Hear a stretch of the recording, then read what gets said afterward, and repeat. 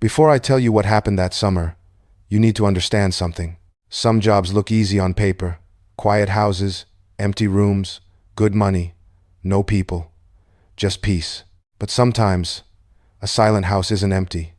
Sometimes it's just waiting. Most people think the scariest places are abandoned buildings or dark forests. Not normal homes. Not clean kitchens. Not neatly made beds. Not framed family photos smiling at you from the walls. But the most convincing masks are the normal ones.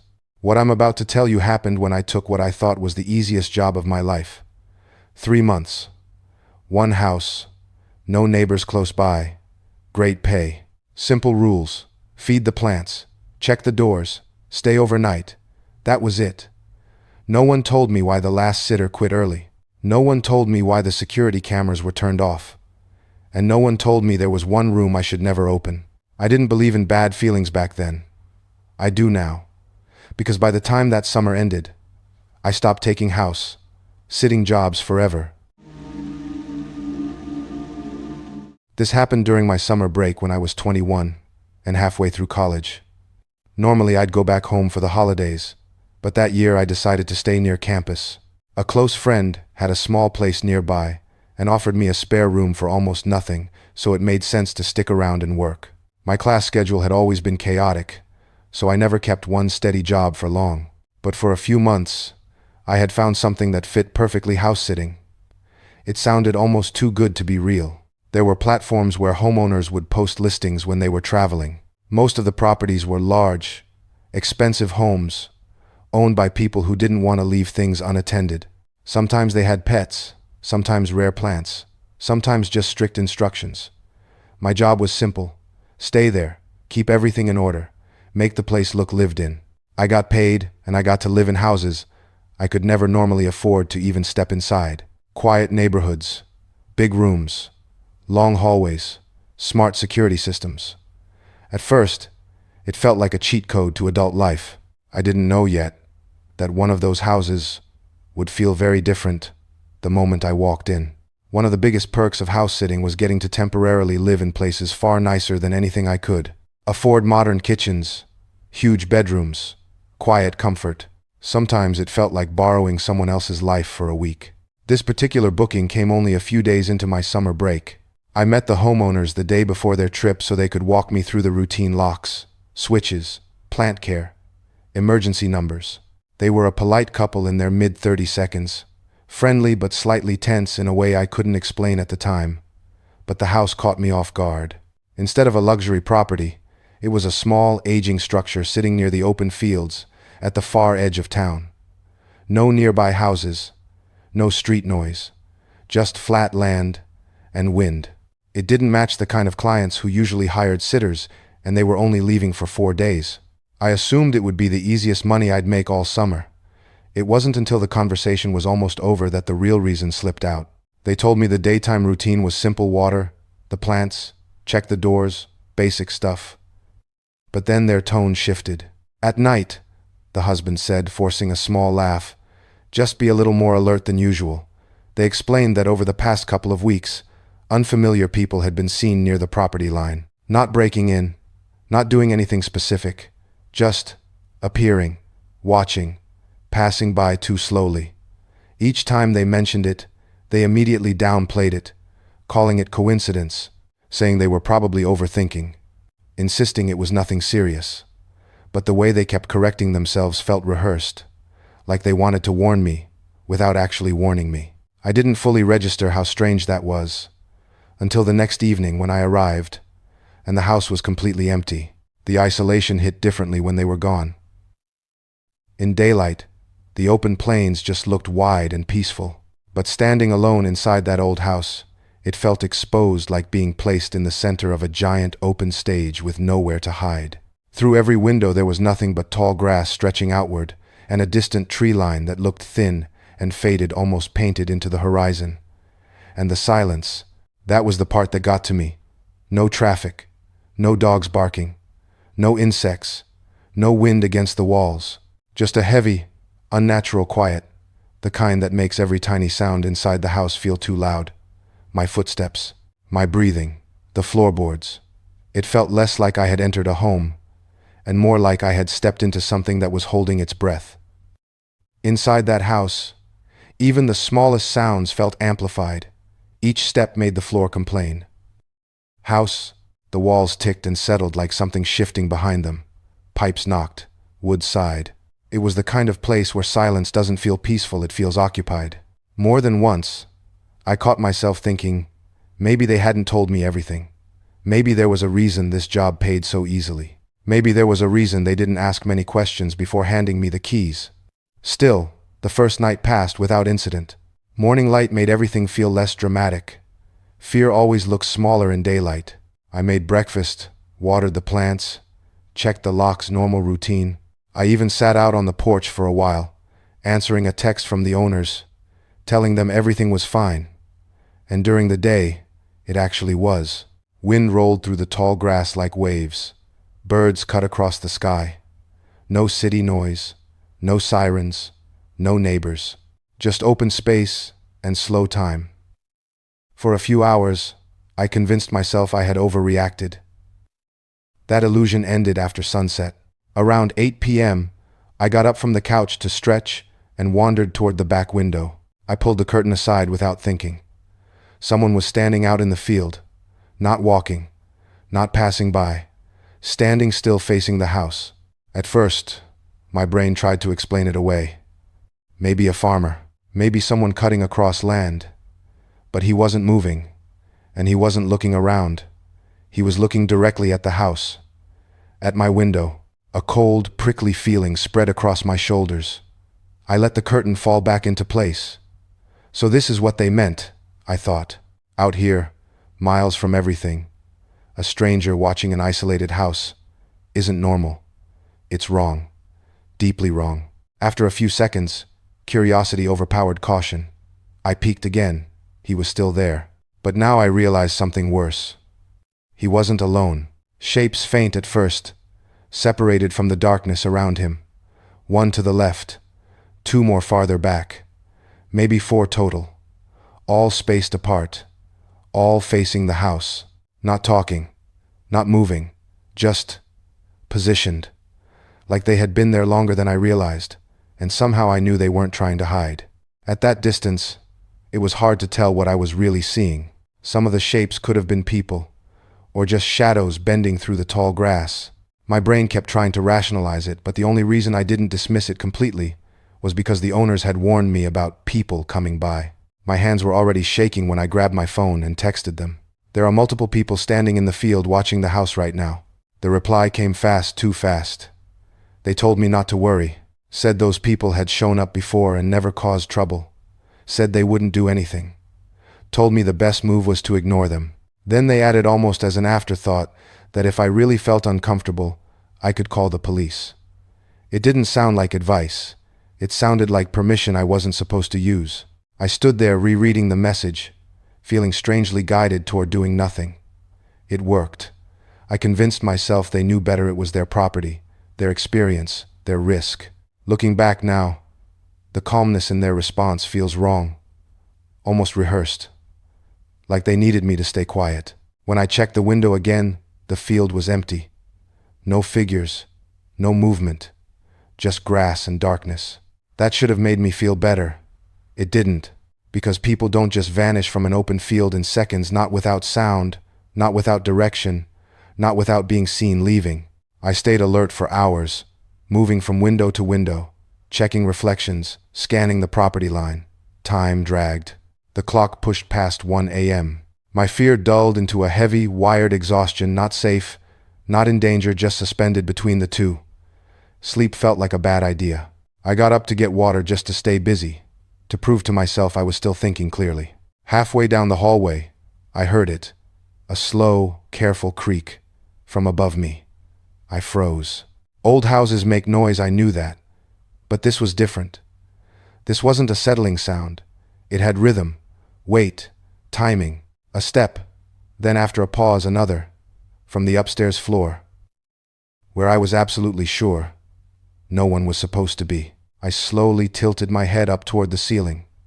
That's when a colder realization hit me. There was no second floor.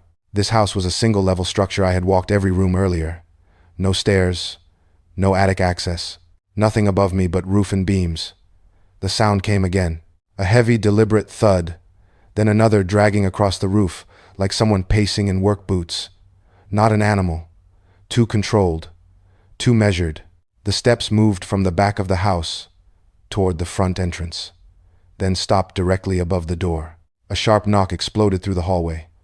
I flinched so hard my shoulder hit the wall. Another knock followed, slower, harder, like whoever it was knew exactly where I was standing. I began backing away, trying to keep my steps quiet, but the wooden floor betrayed every movement with long creaks. I aimed for the bedroom, one solid door, one lock. That was the plan. My phone suddenly rang in my hand and nearly made me drop it. The caller ID showed the homeowner. For a second, I considered not answering. Something felt off, like the timing was too perfect. I picked up. His voice was calm. Not comforting calm. Controlled calm. He said everything was fine, but I needed to leave the house immediately. Walk outside and go. Right now. I whispered that someone was at the door. There was a short pause on the line. Then he repeated the instruction word for word. Go outside and leave. He added that the people there wouldn't hurt me. Wouldn't. Not couldn't, wouldn't. The way he said it made my stomach drop. He already knew they were there. This wasn't new information to him. The knocking grew louder, more aggressive, no longer patient. From outside, I could hear movement in the grass circling the sides of the house.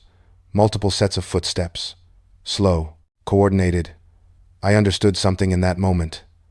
Whatever this situation was, I was the only one not fully informed, and time was gone.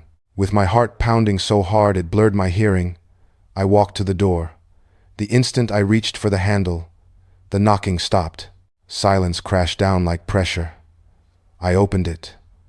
Two older men stood on the porch, weathered faces, blank expressions. No anger, no friendliness. Just flat, unreadable stillness, like they weren't surprised to see me at all. From somewhere off to the side of the house, more footsteps shifted through the grass. No one spoke, no one blinked, and the night felt like it was watching with them. My legs barely felt connected to my body as I stepped out onto the porch. The two men didn't move aside. I had to pass between them, close enough to smell dust and smoke on their clothes, close enough to see their eyes tracking every movement I made. No anger, no curiosity, just expectation. Like they knew this was exactly how it was supposed to go. I kept my head down, walked to my car, unlocked it with shaking hands, and got inside. The moment the doors locked, I started the engine and pulled away faster than I should have on that narrow road. I didn't check the mirrors until I reached the highway. No headlights followed me. No one chased, which somehow made it worse. About 10 minutes away, when my breathing finally slowed enough to think, I called the homeowner back. The call failed instantly. I tried again.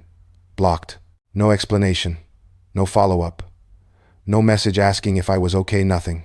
Just cut off completely, like I was never meant to speak to them again after leaving that property. I sat in my car for a long time, debating whether to call the police. Every instinct said something illegal or ritualistic or organized had just taken place, but doubt kept interfering. It wasn't my house. They told me not to worry. Maybe it was some strange local situation. Maybe I'd misunderstood. Indecision won. I never called. And that's the part that still bothers me the most. Because I've replayed that night in my head for years, and every version where I stayed inside ends badly. Doors forced open. Too many footsteps. No way out. It's been nearly a decade now, and I still don't know who those men were, or why the owners needed the house occupied, but not protected. I quit house sitting after that summer. Some jobs pay well for a reason. Some houses don't want to be empty.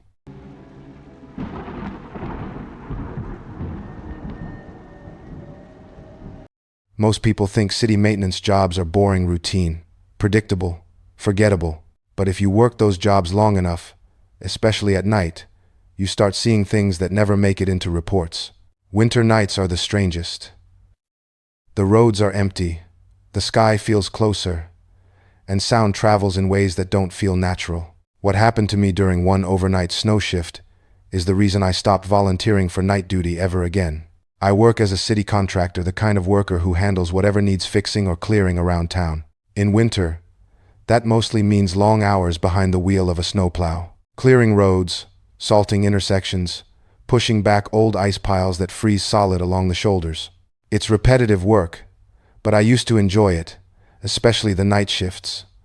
Fewer cars, no traffic, no pressure, just the engine noise and falling snow.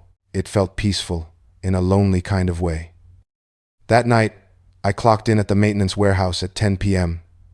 A major storm had already rolled in, and the radar showed it getting heavier by the hour. I checked my assigned sector, grabbed my route sheet and keys, and rolled the plow truck out into the white haze. Snow was falling so thick it looked like static on a broken screen.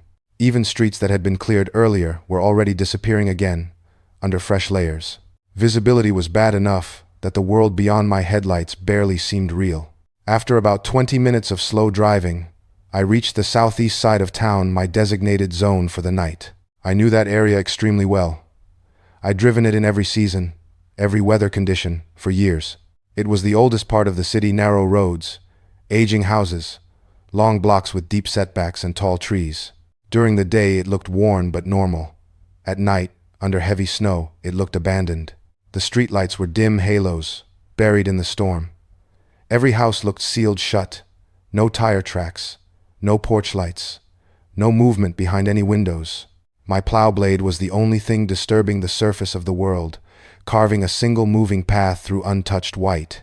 And that's when the night started feeling wrong, not dangerous yet, just watched. The southeast neighborhood was one of the oldest zones in town. Some homes had stood there for generations, while others had been torn down and rebuilt by newer owners who only wanted the land. The properties were wide apart, the streets uneven, and everything felt more spread out than the rest of the city. In summer, it felt peaceful. In winter storms, it felt forgotten. For my job, the biggest challenge there was the road width. Most of the streets weren't built for modern vehicles. They were what I called 1.5-lane roads. Too wide to be single lane, too narrow for two vehicles to pass comfortably. Driving a plow through them required patience and constant correction. Luckily, during overnight shifts, traffic was usually non-existent. I started clearing the outer streets first, looping slowly through the neighborhood, pushing snow aside in heavy rolling waves. It took time. A place that spread out meant long passes and careful turns. The snowfall kept thickening, erasing my earlier tracks behind me, like the storm wanted the roads untouched again. By the time I finished the front section and began pushing deeper into the neighborhood, it was close to 1 a.m. That's when something suddenly appeared in my headlights and nearly forced me to slam the brakes. Up close, the man looked worse than I first thought. His clothes were messy and half-buttoned against the cold, his hair tangled like he'd been running his hands through it for hours. His face had that drained, sleepless look, but his eyes didn't match it. They were stretched wide and alert, almost vibrating with nervous energy, like someone running on pure adrenaline and no rest. I changed my tone and asked if he was okay. He didn't look okay at all. I stepped closer, trying to be heard over the wind, and he muttered something I couldn't make out. The storm swallowed his voice. I asked him to repeat it. He leaned slightly forward and said one word: "Leave." At first it sounded weak, like a warning given, with no strength behind it. I told him I was just trying to help. His expression snapped tight, and this time he barked it louder. "Leave." Not angry, not emotional, urgent. I backed off. Something in my gut told me this wasn't a stranded driver situation anymore. By the time I turned and climbed back into the plow truck, he was already moving.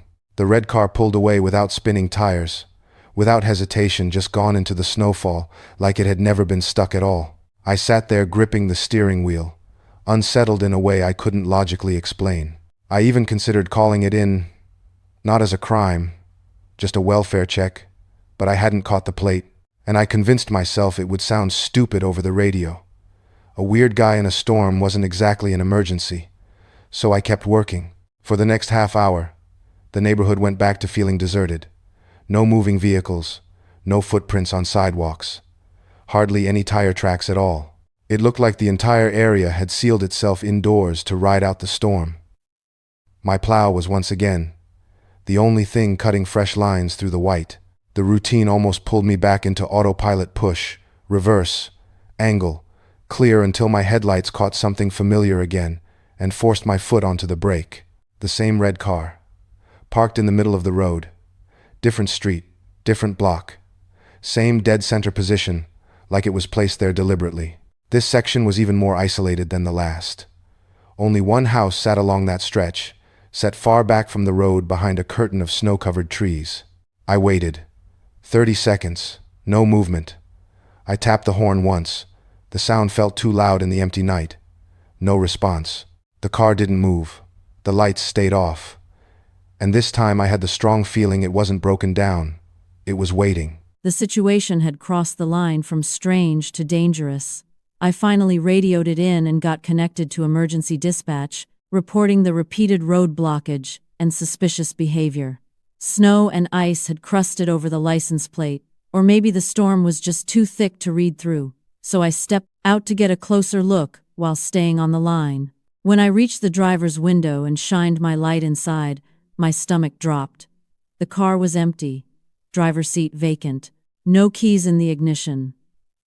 No movement. No sound. The interior looked undisturbed, not like someone had just jumped out seconds ago. I updated the operator, telling them I had no idea where the driver went. That's when I heard it. A scream, thin and distant, slicing through the wind. I turned toward the only house on that stretch of road. Its front door stood wide open, swinging slightly, banging softly against the frame between gusts. No porch light. No footprints visible from where I stood.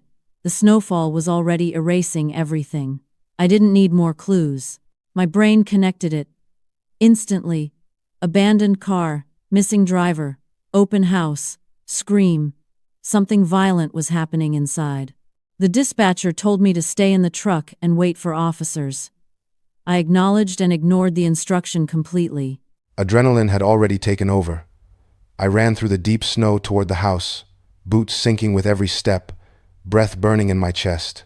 I kept the line open, feeding details as I moved. Inside, the house was mostly dark. Only a pale yellow light glowed from the upper hallway. The air felt warmer than outside and louder. The moment I stepped in, I heard it clearly. A woman screaming for help, her voice breaking in panic, mixed with the heavy, repeated crash of someone throwing their body against a door. I took the stairs, 2 at a time. At the top, I saw him, the same man from the red car, slamming his shoulder into a bedroom door again and again, kicking, ramming, grunting with raw effort. The door frame was already splintering. He was completely focused on getting inside, like nothing else in the world existed. I shouted at him. No reaction. I grabbed him and yanked him backward. That's when he turned, and the look in his eyes wasn't anger. It was frenzy. He fought hard, stronger than he looked, twisting and clawing to get back to that door. It took everything I had to drag him away and pin him back. He thrashed like someone in full panic mode, not even trying to escape, only trying to reach the room. And that's when I realized something I hadn't noticed before. He wasn't trying to break in calmly. He was trying to break in desperately. Like whatever was inside that room terrified him too. By the time I finally managed to pin him to the floor, my eyes caught something else across the hallway. A knife lay on the ground, just a few feet from the bedroom door. It was obvious that, in the struggle he had fumbled, it probably tried to pull it from his pocket in a desperate, uncontrolled moment, and lost it before he could use it. Seeing it made my heart skip. I knew in that instant how close things had come to going far worse. Minutes later, his energy drained. The frantic fighting slowed until he could barely push back at all. By the time the police arrived, I was shaking, but unharmed. They cuffed him without incident and led him away, still muttering incoherent threats. In the weeks afterward, I never got a full report. Most of what happened could be pieced together logically, but the details remained fuzzy. From what I understood, the house had belonged to his ex-wife, and he had lived there before losing it all in the divorce. What I had witnessed was likely the culmination of a deep personal breakdown, a man pushed to the edge. That didn't make it feel any less terrifying at the moment. I still think about that night, how I debated whether to call the police the first time I saw him, how I almost ignored the signs, how luck and instinct kept me alive. But ultimately, everyone walked away in one piece. It's been years, but the memory of that storm, that red car, and the desperate, unhinged look in his eyes never fades. Sometimes, quiet nights like that make you realize how fragile safety really is. Asterisk. If there's one thing these stories show, it's that danger often comes when you least expect it. Whether it's a quiet house on the edge of town, an empty street in a snowstorm, or a late-night delivery gone wrong, there's always someone or something lurking just beyond your vision.